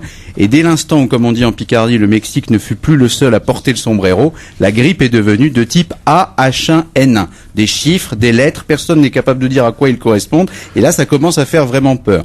H1N1, ça fait un peu bataille navale, mais ici, c'est pas les bateaux, ce sont bien les nez qui coulent. Comment vous définiriez justement la stratégie de communication du gouvernement? Eh bien, le vrai enjeu pour le gouvernement en termes de com, c'est évidemment de prévenir sans paniquer. Bref, il faut se tenir prêt en attendant que la maladie frappe. Et là, dès les premiers cas, notre ministre de la Santé, Roselyne Bachelot, a commencé fort. Elle a décidé de tenir une conférence de presse par jour, y compris le dimanche et les jours de fête. C'est un peu comme la quotidienne de Secret Story, cher Laurent. Tout l'été, on a pu suivre en direct l'évolution de Roselyne Bachelot. Ça faisait peut-être pas les mêmes parts de marché parce que c'était sur les chaînes info, mais on a vu qu'il ne se passait malheureusement pas grand-chose dans ces conférences de presse. La seule chose qu'on a vue, c'est l'évolution du non-bronzage de Roselyne Bachelot qui nous a montré que son été avait été studieux. Son mot d'ordre, c'est quoi? Vigilance, sérénité, et pour agrémenter le décor, bien entendu, on met autour de la ministre deux médecins, un de chaque côté, en blouse blanche pour renforcer la crédibilité et la solennité. Et vous le savez, Nicolas Sarkozy a créé une mode qui déteint sur ses ministres, il faut être partout. Et dans ce cas-là, en matière de grippe, on s'expose forcément à la surenchère. On a donc eu droit au plan spécial crèche de Nadine Morano, au plan spécial école de Luc Châtel, au plan spécial transport public de Dominique Bussereau, au plan spécial stade de Ramayad, et même pour finir, le must, le plan spécial perception présenté par Eric Woerth. Ce n'est pas une blague. Ça veut dire quoi? Ça veut dire que vous trouvez que c'est excessif tout ça? C'est l'avenir qui nous le dira et on espère que ce sera excessif. Par contre, les ministres ont enfreint une règle de base de la communication de crise qui est qu'il faut parler d'une seule voix. Jusque-là, Roselyne Bachelot menait seule la barque de la com gouvernementale. Là, avec chaque ministre qui négocie sa place dans ses médias pour pondre un plan de prévention, on est plutôt dans les clous niveau vigilance, mais on oublie la sérénité. Roselyne Bachelot fait plutôt une communication canalisée, elle le fait plutôt bien. À l'origine, elle était pharmacienne. Maintenant, elle joue à l'infirmière, le grand sourire, l'air sérieux. Elle nous explique que oui, c'est grave, mais que le médecin est très compétent. On l'a vu ces derniers temps, certains se disent peut-être qu'ils en font un peu trop. On se souvient malheureusement du précédent de la canicule avec Jean-François Mattei, l'ancien ministre de la Santé à qui on avait accusé de ne rien faire et de parler depuis ses vacances. Bref, attention à l'overdose de communication, car à défaut d'être vaccinés contre la grippe, les Français pourraient bien être vaccinés contre les messages de prévention et de crier au gouvernement « Lâchez-nous la grippe ». Oh, joli. Merci beaucoup, Bastien Millot. Dans un instant, sur Europe 1, Christophe Beaugrand sera avec nous. Il fait son retour, vous le savez, dans ce grand direct de la télé. Également, nous parlerons avec Guy Berenbaum d'Internet. Et puis, toutes vos questions à Laurent Stork, directeur des programmes de TF1. Il va vous répondre pendant 20 minutes à toutes vos questions. 39 21. Merci beaucoup, Hélène. On vous retrouve à 12h30 pour le journal complet de la rédaction d'Europe 1. Europe 1, le grand direct des médias. Breaking news. Le grand direct des médias avec dans un instant Laurent Stork, directeur des programmes de TF1 qui va répondre à toutes vos questions. Mais auparavant, on va recevoir Christophe Beaugrand. Christophe Beaugrand, vous n'êtes pas là d'ailleurs, qu'est-ce qui se passe? Oui, allô Jean-Marc, vous m'entendez? Bah oui, très bien. Oui, qu'est-ce qui vous arrive aujourd'hui? Je suis en quarantaine, c'est une catastrophe. Je vous avais dit que j'allais parler de toutes les stars des médias, bien entendu. Eh bien, ma star du jour, tout le monde ne parle que d'elle. Elle squatte toutes les chaînes, toutes les radios, tous les journaux depuis des semaines. Il s'agit de mademoiselle La Grippe A. Et j'ai donc obtenu une interview exclusive de La Grippe A. Elle est en face de moi, alors je ne vous dirai pas comment j'ai réussi à la choper, celle-là. Mais j'ai obtenu un scoop, bien entendu. Mais bon, manque de peau, forcément je suis malade maintenant. J'ai donné le corps. Alors Jean-Marc, je ne vous embrasserai plus avec la langue désormais. Bah tant mieux, oui. Vous allez vous faire une raison, qu'est-ce que vous voulez. Même Julie, désolé Julie, je sais que ça va te manquer, chérie, c'est comme ça. Voilà, tu ramènes une baguette à la maison ce soir quand même. D'accord. Bref, Madame La Grippe A, bonjour, vous êtes en direct sur Europe 1 en exclusivité, bien entendu. Oui, bonjour. Alors, qu'est-ce que vous prévoyez pour les mois qui viennent, madame? Bah disons que j'ai bien envie de vous pourrir la vie pendant tout l'hiver, hein. Glaire, morve, vomi, crotte de nez, mal de crâne, c'est mon quotidien, hein. Et surtout, j'ai très envie de m'attaquer au monde des médias. Ah oui, mais pourquoi les médias? Parce que ça me fait rire de n'imaginer si j'arrive à me glisser dans les gaines d'aération de la clim à la tour TF1. En 2 coups de cuillère à peau, il y a Laurence Ferrari qui a la goutte au nez. Si elle fait la bise à Jean-Pierre Pernaut, pareil. Et puis la Evelyne Delia avec ses cumulus. Le Nikos avec sa salakis. La Quétier, ils vont aussi passer. Même la Chazal. J'ai trop envie de la voir se moucher en direct, celle-là. Tiens. Mais vous êtes sadique, madame La Grippe. Il y a France Télé. Il y en a un paquet que je peux pas sauter. Ah, si je peux, je me fais Le Perse, Romeshko, Pujadas, la vieille Chabot, la Lucet, le Drucker. Ça va être l'horreur, tu vas voir. Mais quel est votre objectif au fond? Je vous rappelle que vous êtes en exclusivité sur Europe 1, bien entendu. Bah, quand ils seront tous malades, ça peut aller très vite. Les chaînes seront bien obligées de rappeler les anciens. Vous savez, comme les réservistes dans l'armée. Roger Giquel, la France a peur. Daniel Gilbert. Jean-Claude Bourret, ça va être la ferme célébrité 24h sur 24. Et mon plus grand projet, c'est le comeback de Patrick Pauvre d'Arvor. Ils vont être obligés. C'était donc ça, Madame la grippe A. Avouez-le, vous travaillez en sous-main pour PPDA, c'est cela? Oui, j'avoue. Je suis la présidente du fan club de Patrick. J'ai monté tout ce stratagème mondial et international pour le faire revenir sur le devant de la scène. Imaginez, bientôt ils n'auront plus le choix, ils devront rappeler Patrick. Imaginez, au 13h, au 20h, à la roue de la fortune, à la météo, au chiffre et en lettres. Mon Dieu, c'est diabolique. Madame la grippe, merci pour ces révélations incroyables et exclusives pour le grand direct des médias sur Europe 1, bien entendu. Jean-Marc, encore un scoop. J'espère que vous allez le relayer sur votre blog.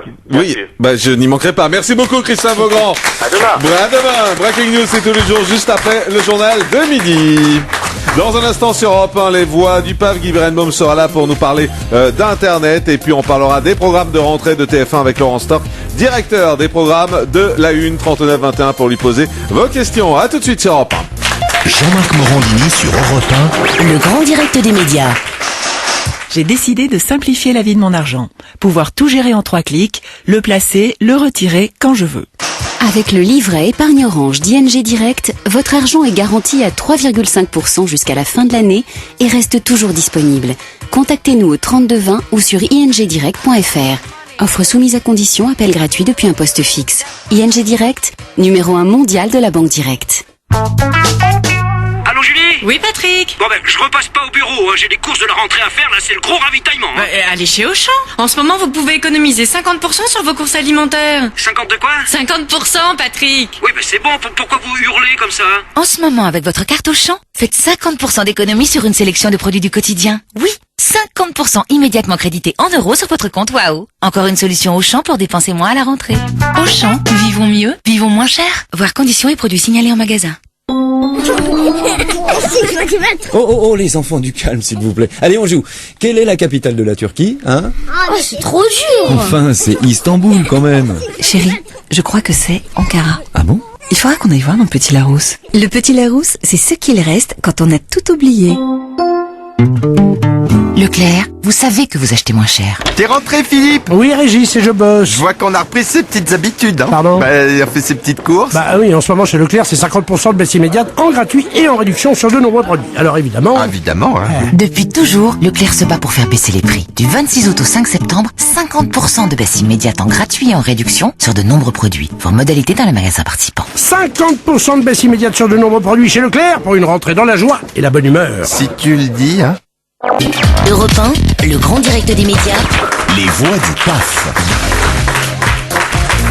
Jean-Marc Morandini. Les voix du PAF pour jouer avec vous. On réécoute tout de suite cette voix mystérieuse. C'est la rentrée. Il y a pas mal de nouvelles émissions. Cette année. Alors vous savez, c'est la deuxième voix qui nous manque. On en a trouvé 3. On rajoute 20 € chaque fois que vous ne trouvez pas la bonne voix. Du coup, la cagnotte est haute. À 1880 €, ça vaut le coup. Et on connaît 3 voix, vous le rappelez pour ceux qui nous rejoignent. Jean-Pierre Pernaut en 1, Sébastien Follin en 3 et Alessandra Sublet en 4. Et on va dans le Morbihan tout de suite où nous attend Mickaël. Bonjour Mickaël. Oui, bonjour. Bienvenue sur Europe 1, Mickaël. Vous avez une petite idée concernant cette deuxième voix qui nous donne beaucoup de mal. Ouais, c'est sûr. Allez-y. Moi, je dis Christine O'Krent. Christine O'Krent, non, ce n'est pas elle. Ce n'est pas elle non plus. Désolé, Mickaël. Bonne journée. Bonjour, Lorraine. Oui, bonjour, monsieur Morandini. Bienvenue, Lorraine. Vous appelez de Rueil-Malmaison. Vous avez 21 ans. On vous écoute. Tout à fait. Alors, moi, je pense que c'est Claire Chazal. Non, on nous l'a beaucoup proposé, Claire Chazal. Oui. Ah. C'est pas elle non plus. Merci, Lorraine. On rajoute 20 € grâce à vous dans la cagnotte. Séverine, 31 ans, à Metz. Bonjour, Séverine. Oui, bonjour, Jean-Marc. Alors, votre petite idée concernant cette voix mystérieuse? Écoutez, je pense à Daphné Desjeux. Et non, ce n'est pas Daphné Desjeux non plus. Merci Séverine d'avoir joué. Lundi, je vous rappelle, on vous donne un indice si c'est toujours pas tourné. Mais en tout cas, demain, il y aura 1940 €. Merci beaucoup, 3921 pour jouer.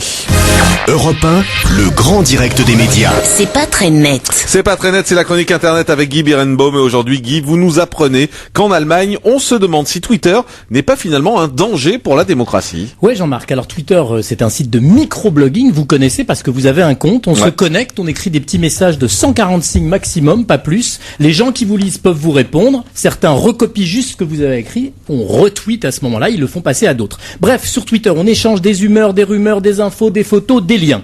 Par exemple, lundi, c'est sur Twitter qu'un internaute, Mixbit, Carl de Canada en vérité, a balancé un scoop énorme. D'après lui, Carla Bruni est enceinte. Ça a suffi pour provoquer l'alerte rouge dans toutes les rédactions des sites People, alors que ce n'est qu'une rumeur, une rumeur totalement invérifiable et peut-être totalement bidon. Plus sérieux, au moment de la contestation en Iran, c'est aussi grâce à Twitter que beaucoup d'Iraniens ont pu faire sortir des informations, des images de leur pays pour alerter les opinions internationales. Bref, Twitter, ça marche très bien, mais il y a le meilleur et le pire, de l'info, de l'intox, comme sur le net et comme dans tous les médias. Alors pourquoi les Allemands ont-ils aussi peur de Twitter? Dimanche en Allemagne, il y avait des élections et les internautes branchés sur Twitter ont appris la défaite du camp d'Angela Merkel 1h30 avant la fermeture des bureaux de vote. Déjà au mois de mai dernier, les parlementaires allemands avaient annoncé sur Twitter la réélection du président allemand avant que ce soit officiel. Et figurez-vous qu'il y a des législatives le 27 septembre, donc les autorités allemandes ont les jetons, ils ont peur que Twitter fausse les résultats, peur que cela dissuade les gens d'aller voter parce qu'ils auraient appris que c'était déjà fini, ou bien que ça en pousse d'autres à modifier leur vote. Alors c'est rigolo parce que je me souviens qu'en mars-avril 2007, vous devez vous en souvenir Jean-Marc, des internautes irresponsables, des voyous incontrôlables, des rebelles avaient décidé eux aussi de donner le résultat de l'élection. Ça vous rappelle quelque chose? Je m'en souviens un peu, oui. Et oui, parce que dans ces rebelles, il y avait vous, Jean-Marc, et puis moi. Ouais. En même temps, on n'a pas de quoi se vanter, ni vous ni moi, parce que nous avions cédé à l'amicale pression de nos employeurs tous les deux. En gros, c'était dégonflé comme des chiffres molles. Le débat allemand, donc, à propos de Twitter, n'a aucune nouveauté. C'est un débat qui dépasse Twitter et qui est sur tout le net. Les jours d'élection, tous les internautes peuvent évidemment donner les résultats, ou pas les résultats, d'ailleurs. Oui, ou raconter n'importe quoi, hein, effectivement. Est-ce qu'il y a des sanctions prévues? 50 000 €, Jean-Marc, en Allemagne. 50 000 €. Ah oui. Alors. Là, j'aurais pas tenté, hein, en France, avec 50 000 €. Un peu moins, si je me souviens bien. Alors, il y a des solutions, et en fait, la question c'est quel type de solution on peut trouver. Tous ceux qui pensent empêcher des chiffres, vrais ou faux, de circuler sur le net, c'est comme s'ils voulaient écoper la mer avec une petite cuillère. Donc ça, je pense pas. Mais en revanche, il y a 3 moyens de changer la donne. Que tous les bureaux de vote ferment partout à la même heure. Qu'on rende le vote obligatoire, comme ça, une fois que tout le monde sera obligé de voter, c'est pas très grave qu'on ait des rumeurs qui circulent, parce que tout le monde doit aller voter. Et là, je vais me faire des copains chez les sondeurs et partout. Supprimons les estimations. Pourquoi, Jean-Marc, on a décidé un beau jour qu'il fallait fabriquer des outils pour avoir les résultats 2 heures avant l'heure? À quoi ça sert? Ou plutôt, à qui ça sert? À part les sondeurs, à part Alain Chabot, Alain Duhamel et leurs clones tristes, à part les 2 ou 3 rares politiques qui sont pas invités à la télévision et qui le jour des soirées électorales, ils ont l'horreur de gloire, à part ces gens-là, qui a envie de ces plateaux insipides où tout le monde se fout sur la gueule et où tout le monde a gagné quand il a perdu?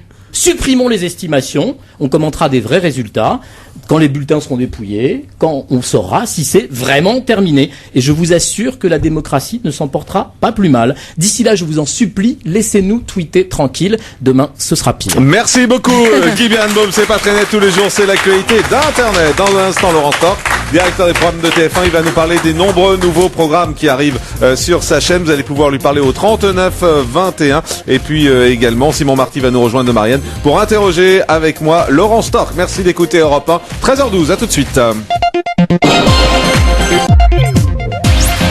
Europe 1. Le grand direct des médias, Jean-Marc Morandini, jusqu'à midi et demi. Avec Laurent Stork, directeur des programmes de TF1, qui est notre invité. Voilà, vous allez pouvoir lui poser toutes vos questions. Auparavant, avec vous, Laurent Stork, on va un peu lister les nouveautés qui vont arriver sur TF1. Donc, je vais en parler avec vous. Vous allez me définir en quelques mots ce qu'est le programme. Il y a La Bataille des chorales, animée par Benjamin Castaldi. Il s'agit, pour des chanteurs, d'aller dans une région d'origine, leur ville natale ou une région qu'ils aiment particulièrement, de former une chorale ou de prendre une chorale déjà formée, de la coacher quelques jours et d'affronter les autres chorales d'autres chanteurs dans une finale à Paris. Et celui qui aura eu les plus grands talents de coach et de fédérateur fera que sa chorale gagnera et ce sera élu par les téléspectateurs. C'est un jeu qui cartonne à l'étranger, hein, d'ailleurs. Oui, c'est vrai, oui. Le plus grand quiz de France, c'est un grand quiz de culture générale. Eh bien, dans quelques jours, vous allez avoir parmi nos plus grands animateurs, donc Jean-Pierre Foucault, Christophe de Chavannes, Alexia Laroche-Joubert, présenté par Sandrine Quétier, qui vont se rendre à Brest, Metz, Lille, Marseille et Paris pour poser des questions à tous les candidats qui veulent bien se présenter. 15 000 questions et 15 000 réponses sont sur le site de TF1, donc je vous engage à y aller tout de suite. Lorsque vous répondez 10 réponses consécutives justes, vous pouvez être qualifié. Attention, c'est pas si facile. Et à quoi sert le jury dans tout ça d'ailleurs? Le jury sert à évaluer les téléspectateurs parce que parfois, quand même, quand ils sont à la 6 ou à la 7e, quelques encouragements sont nécessaires. Et puis il y a quand même des présélections parce que c'est pas si facile que ça. Et donc pour les encourager, c'est toujours très agréable d'avoir. Vous savez comment Jean-Pierre s'y prend dans Qui veut des millions. Il a quand même un bagou et voilà, et un génie qui n'appartiennent qu'à lui. 1 euro pour tout changer, présenté par Nikos Aliagas. C'est extrêmement novateur comme programme. Des téléspectateurs vont venir avec un programme qui leur tient à cœur, pour lequel ils ont besoin de 15 000 à 200 000 euros. Ils présenteront aux téléspectateurs de TF1 ce projet. Admettons qu'ils aient besoin, ils veulent un terrain de basket communal qui coûte 25 000 euros. Chaque Français téléspectateur peut voter par SMS, par Internet ou comme il le souhaite pour 1 euro. Lorsque la somme est atteinte, le projet est validé et évidemment nous contrôlerons que ce projet se fera. Tous ensemble, avec un nouvel animateur d'ailleurs. Alors Marc-Emmanuel va dans des familles françaises méritantes résoudre des rêves et des problèmes simples. Nous avons par exemple un couple qui n'arrive pas à se marier faute de moyens. Marc-Emmanuel va dans le village concerné, mobilise la famille et les amis de ce couple pour leur organiser le plus beau mariage possible et ils organisent une chaîne de solidarité en faveur de cette famille. On a une autre famille intéressante qui n'arrive pas à partir en vacances parce qu'ils sont agriculteurs, donc il faut trouver des gens pour garder les bêtes, pour s'occuper de l'agriculture, ne serait-ce que 8 jours, et donc ils font des Marc-Emmanuel a une capacité extraordinaire à mobiliser les énergies de manière locale. On en a dit un mot tout à l'heure, il y a Tourné Manège qui va revenir avec Koé aux commandes. Est-ce que le principe de l'émission change ou c'est vraiment un copier-coller de ce qu'on connaissait? C'est pas du tout un copier-coller. Moi, il y a 1 an et demi, je souhaitais avoir un dating en access sur TF1. Un dating, ça consiste à faire que des gens se rencontrent. J'ai à peu près évalué les 20 datings modernes qui existent. Eh bien, on n'a jamais fait mieux que Tourné Manège. Et donc, c'est pour ça que c'est celui-là qui revient. Vous ne le reconnaîtrez pas. Il n'y a pas Charlie Oleg. Et en revanche, il y a des vrais éléments de télé-réalité, de rencontres. Tout est fait pour que des gens qui viennent en toute sincérité rencontrer l'âme sœur la trouvent. 2 mots rapides sur deux programmes d'infos. C'est Emmanuel Chin qui revient sur TF1. Là, très rapidement, Emmanuel Chin va gérer un grand direct sur TF1, environ 1 fois tous les 4 mois. Qui parlera de quoi? Sur un sujet de son choix. On va essayer d'être extrêmement proche de l'actualité. C'est Catherine Nel et les équipes de l'info de TF1 qui s'en occupent. Il faudra être très dans l'actualité, donc ça va dépendre de l'actualité. Harry Roselmack qui va faire Harry Roselmack en immersion. Alors Harry Roselmack en immersion, c'est super intéressant. C'est Harry qui sera dans un milieu, ça peut par exemple être un collège en difficulté. Il y passera 3 semaines. Évidemment, il reviendra de temps en temps pour animer ses émissions. Ça veut dire qu'il revient au moins chaque semaine pour 7 à 8. Voilà, exactement. Mais néanmoins, il y passera quand même 4 à 5 jours.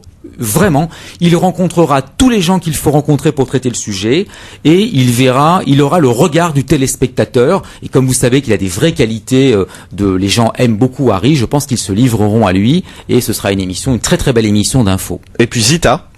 Alors Zita, dans tous ses états, il s'agit d'une journaliste de Marie-Claire qui fait elle aussi un petit peu de l'immersion. Et ce qui nous a séduit, c'est qu'elle a fait un article dans Marie-Claire il y a quelques semaines où elle était dans un camp de naturistes et elle expliquait que c'est pas de l'exhibitionnisme, c'est de l'idéologie. Ces gens-là, il y a 2 millions de naturistes en France, c'est le plus gros quota de naturistes en Europe et ils le font avec des idéaux et des philosophies. Et c'est ça qui est intéressant. Donc elle sera filmée, elle ira en immersion dans des domaines. Donc elle tient une rubrique comme un navigateur solitaire et on la filme avec des caméras. Mais il n'y a pas que ça, elle va aussi faire un travail de camionneur. Il y a de plus en plus de camionneuses en France et pourtant c'est pas des métiers féminins. Pendant 3 semaines, elle va faire le boulot et on va voir toutes les contraintes et qu'est-ce qui se passe, etc. Et puis un mot des séries américaines parce que vous verrez du côté des téléspectateurs, on a beaucoup de questions sur les séries américaines. Dans les nouvelles qui vont arriver, il y a The Mentalist. Oui. Castle. Voilà, qui a fait 17 millions de téléspectateurs aux États-Unis. C'est la plus grosse série nouvelle américaine depuis 5 ans. Et c'est très bien en plus, je l'ai vu, c'est vraiment bien.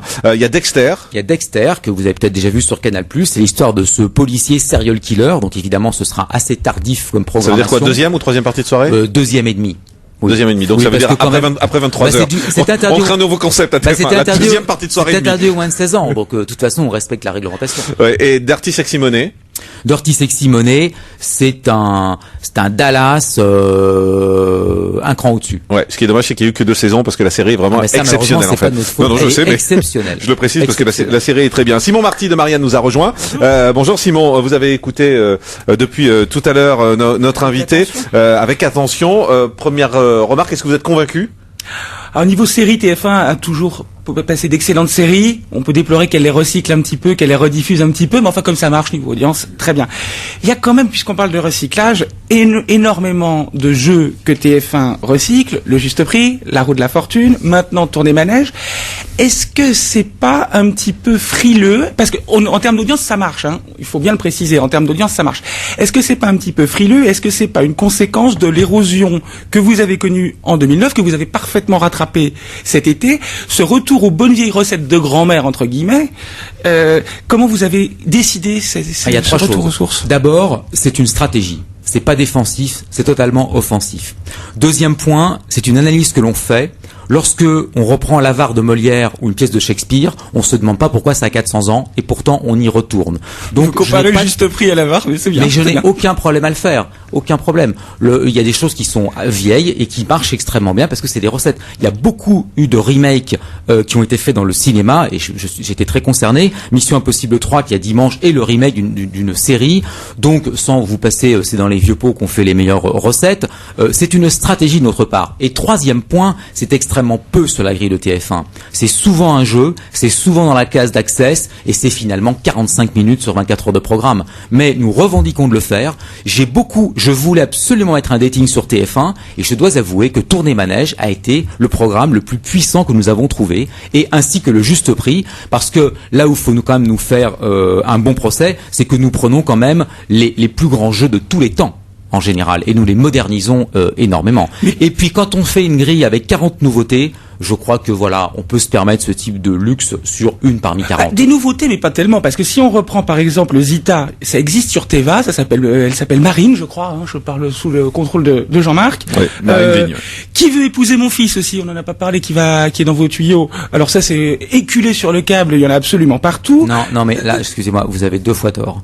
Zita n'a aucun rapport avec Marine. Vous dites ça parce qu'elle a passé 4 jours. J'ai pas vu Zita, mais je vois Marine. Et puis c'est le même principe.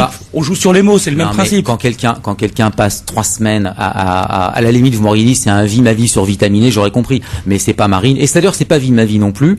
Et puis sur Qui veut épouser mon fils, ça n'a jamais été fait dans le monde entier. Je vais vous aider. Les 2 formats qui sont faits, il y en a un en Italie et un en Turquie. Nous les avons énormément observés, mais on a constaté, nous ce qu'on va faire, c'est on va prendre des Tanguy. On va prendre des femmes qui ont des fils de 27 ans et plus, ça peut aller jusqu'à 40 ans, et qui verraient volontiers leur fils partir, mais qui néanmoins, fort d'un Oedipe pas résolu, aimeraient quand même bien le garder. Voilà. Mais ça existe ça? Non, ça n'existe pas. Non.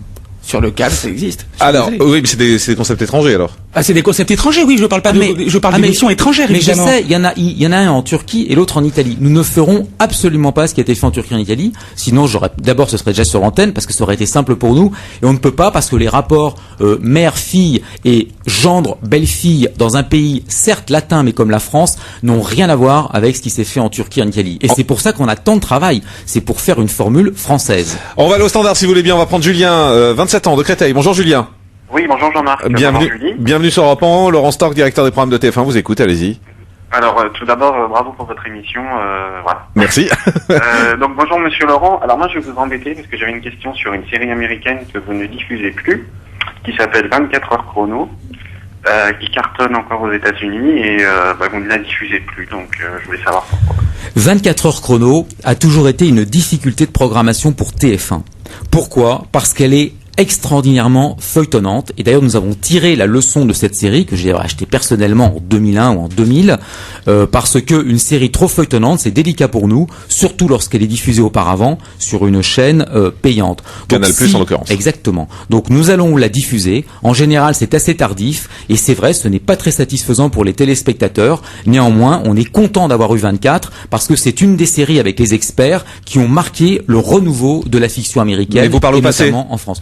Oui, parce que ça veut dire que vous ne la diffuserez plus sur TF1 ? Non, on la diffusera encore, mais je sais, parce que cet auditeur n'est pas le premier, malheureusement, je sais que ça crée des difficultés pour TF1 d'avoir cette forme d'assiduité. On les diffuse assez tard, en général vers 22h30. Ça veut dire qu'il faut que les noctambules veillent assez tard pour la voir. Tiens, autre question sur une série avec Arnaud. Bonjour Arnaud.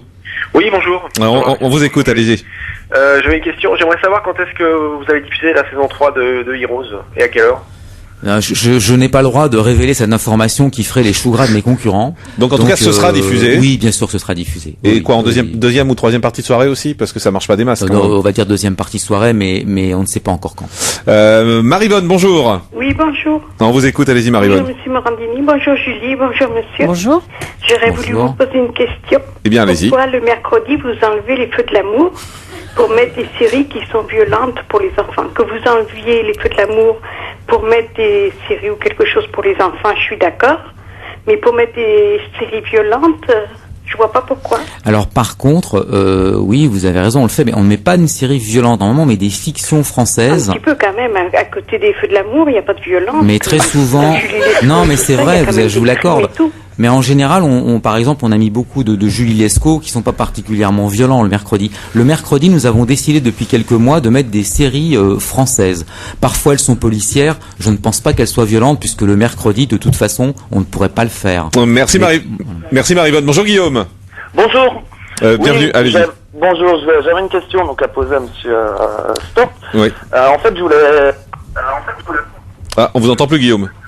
En fait, alors je vais vous donner sa question parce que je l'ai sur l'affiche. Il veut savoir si vos émissions de solidarité, qui sont nombreuses à l'antenne cette année, est-ce que c'est inspiré par ce que fait Julien Courbet sur France 2 ou ce qu'il a pu faire? Alors, ce n'est pas inspiré, mais néanmoins, l'émission Tous Ensemble avec Marc Emmanuel est produite par Julien Courbet. Donc, puisque Marc Emmanuel était avec Julien Courbet sur France 2. Oui, comme je vous l'avais dit il y a un an, lorsque Julien nous a quittés comme animateur, en tant que producteur, nous gardons d'excellentes relations avec lui et il a toujours de très très bonnes idées. Et il reviendra sur TF1 en tant qu'animateur? Écoutez, Jean-Marc, vous savez très bien, il est sur France 2, il est très bien. Oui, il est sur France 2, mais il peut aussi revenir. On verra. Il y a ce qu'on appelle un mercato régulièrement. Je suis pas un grand fan du mercato, comme vous l'avez constaté depuis 2 saisons. Simon Marty. Moi, je voulais revenir un instant sur justement ces émissions dites de solidarité. C'est ça, pour le coup, c'est nouveau en France. Sur l'émission 1 euro pour tout changer. Il n'y a plus d'argent à la production de TF1 pour que vous fassiez ce que Valérie Damido fait gratuitement pour que vous fassiez la manche auprès des téléspectateurs. Je comprends très très bien ce que vous dites. Nous avons décidé, bien que TF1 en tant qu'entreprise donne 20 millions d'euros en dons à des téléspectateurs par an, donc nous sommes une entreprise extrêmement généreuse pour les téléspectateurs. Elle téléphone beaucoup chez vous aussi. Non mais laissez-moi finir. Nous avons décidé d'être médiateurs dans ces émissions de solidarité.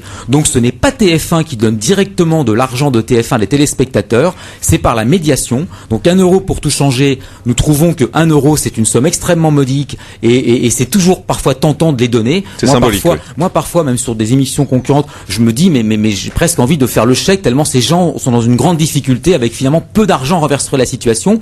Et quant à Marc Emmanuel, volontairement il n'y a pas de don d'argent, c'est son organisation et c'est pour prouver que des réseaux de solidarité et par exemple la fête des voisins, beaucoup dans mon propre immeuble elle marche extrêmement bien, c'est ça qui nous a inspiré. On est médiateur, on est un média d'ailleurs, on donne pas de l'argent en direct, ce qui n'empêche pas qu'on donne beaucoup d'argent, notamment par qui met des millions, à beaucoup d'associations françaises. On retourne au standard. Christiane, bonjour. Bonjour. Bienvenue sur Europe 1. Christiane, vous avez vous une question autour de Secret Story, hein? Oui, bonjour monsieur. Je voulais vous féliciter pour certaines de vos émissions, mais il y en a une que je ne peux pas supporter, c'est Secret Story. Ma mère non plus. Je pense que, voyez-vous, c'est un ramassis d'apathiques et d'ignards, et ça vraiment, ça ne fait pas avancer l'intellect des jeunes. Non mais, partez du principe qu'il s'agit d'un jeu. Oui, mais enfin, un jeu qui abêtit les jeunes, je pense pas. Vous savez, quand vous les voyez affaler sur leurs chaises et leur non, mais tenue, je vous engage. Non, mais vous avez sûrement des jeunes autour de vous. Ils sont pas tous des anges, hein, de loin. C'est pas du tout ce genre-là. Je suis pas cucu, comme on dit. Mais vraiment, cette émission-là, je peux pas. Alors, Laurent Stork vous répond, Christiane. Oui. Non, mais je pense que c'est un genre très générationnel. La Real TV, elle a été inventée il y a une dizaine d'années. C'est vrai que mon grand-père ne comprenait pas que mon père lise des BD. Il pensait qu'il ferait mieux lire des livres et que ça l'abêtissait également. Mon père comprenait pas trop que je regarde la télé. Il avait peur que je rate toutes mes études. Et aujourd'hui, la télé-réalité, moi j'ai des enfants de 10 et 13 ans, ils la regardent, ils la décryptent. Et on a quand même été à Madrid et je les ai quand même amenés au Prado. L'un n'empêche pas l'autre. Ils décryptent parfaitement ce que peut-être pour des gens plus adultes on prend pour un abêtissement. Pour eux, ça les fait beaucoup rigoler et surtout rassurez-vous, ils ne prennent Secret Story que pour ce que c'est un jeu. Merci beaucoup Laurent Stork, directeur des programmes de TF1. Merci d'avoir été en direct avec nous depuis 11h. Merci Simon Marty de Marianne également. Le grand direct continue sur Europe 1.